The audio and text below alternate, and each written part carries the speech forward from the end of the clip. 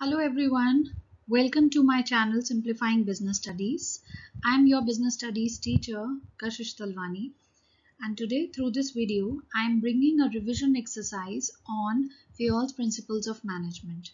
So through this video you will be able to understand these principles in a better way, and you will definitely expertise to solve case studies further. Before I go forward, like always, I request you all to like this video and subscribe to my channel so that you can always get the notifications about my new videos. So here is the exercise. First question, this principle emphasizes kindliness and justice in the behavior of managers towards workers. So when there is a mention about kindliness and justice, the answer is equity.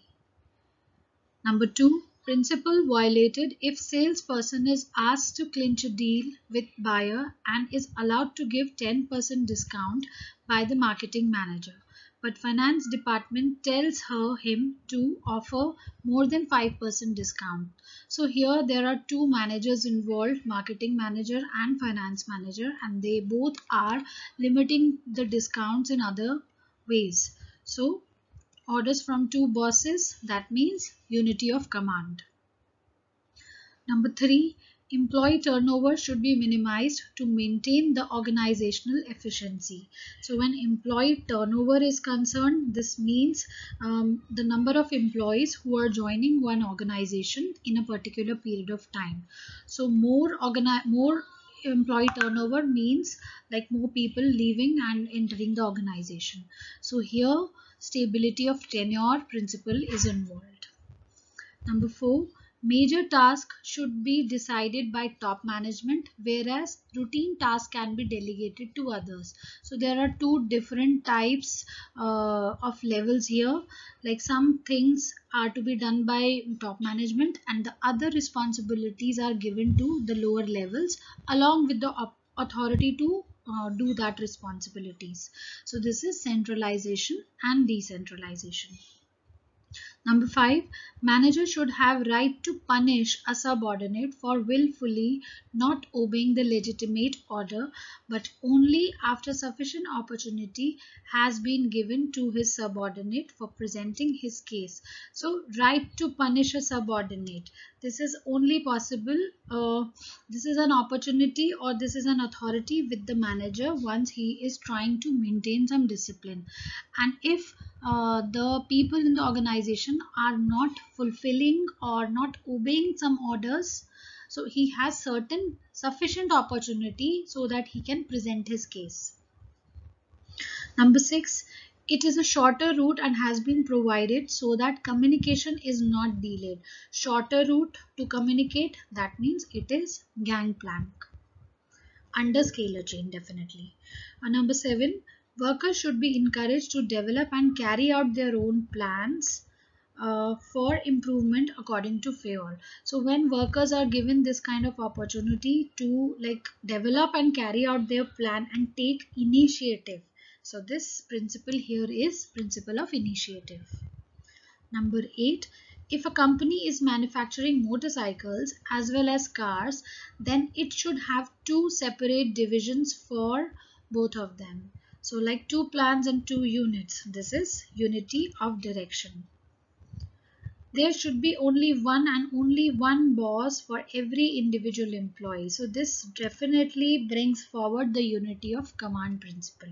That means there should be only one boss under one boss over one employee, so that there cannot be any confusions as per the orders are concerned. Number 10, this principle requires good superiors at all levels, clear and fair agreements, and judicious application of penalties. This means there should be some kind of organization where there should be good superiors at all levels. So this is discipline, because discipline is the thing through which like every organizational goal can be achieved, and for this we need good superiors at not just one or two levels but all the levels. And there has to be clear and fair agreements, like at the time of employment all the employees should know that what they are supposed to do. There should be clear and fair agreements and which are same for each and every one. And also they should know that there will be some penalties if they will not adhere to the rules and regulations of the organization. Let's see question number 11. A place for everything, everyone, and everything in its place. That means there should be one place for every person, and there should be one place for everything, so that people might not waste their time searching people and objects in the organization. So this is principle of order. It will also minimize the need of using penalties. So when we have equity, when we have like cooperation among the management and workers, there is no need to bring in penalties. So that means people will work in complete coordination with each other, and they will understand what they are supposed, what they are expected. Like workers will know that what management expects out of them, and uh, workers will know what like management needs out of them. So everyone will work in complete coordination, and there will be no disputes and no penalties further. Number 13, in business, work can be performed more efficiently if it is divided into specialized tasks, each performed by a specialist or trained employee. So when work division is concerned, it is division of work, and that divided work has to be done by the person who is specialized into certain tasks. So this will bring more efficiency, more like lesser wastage of resources and growth to the organization. Number 14, each group of activities having the same objective must have one head and one plan. So this is one head, one plan. It definitely mentions the principle of unity of direction. Panchayats in our country have been given more powers to decide and spend funds granted to them by the government uh, for the welfare of villages. So this is a clear example of decentralization, where the panchayats, which is the most lower level of government in the rural areas, and it has certain powers through which it can take its decisions, and they can use the funds which is granted by the central government. So definitely central government has dispersed some powers to these panchayats. So this is clear example of decentralization. All the employees in the organization should follow a chain of authority and communication. So chain of authority or communication specifies the principle of scalar chain.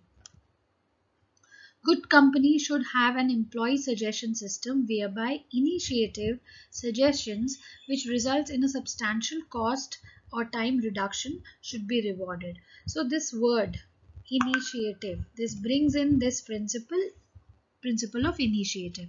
So this requires that every employee should be given some liberty to provide their initiatives or their suggestions, and if this happens, so it will definitely result in better efficiency, and so lesser cost and lesser time to do the same work by the employees. So this is principle of initiative.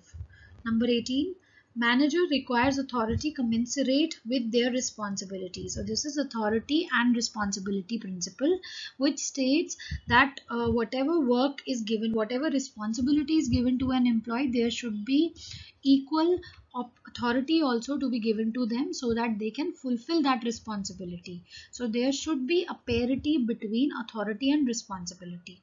Nothing more or less will let the goals achieved.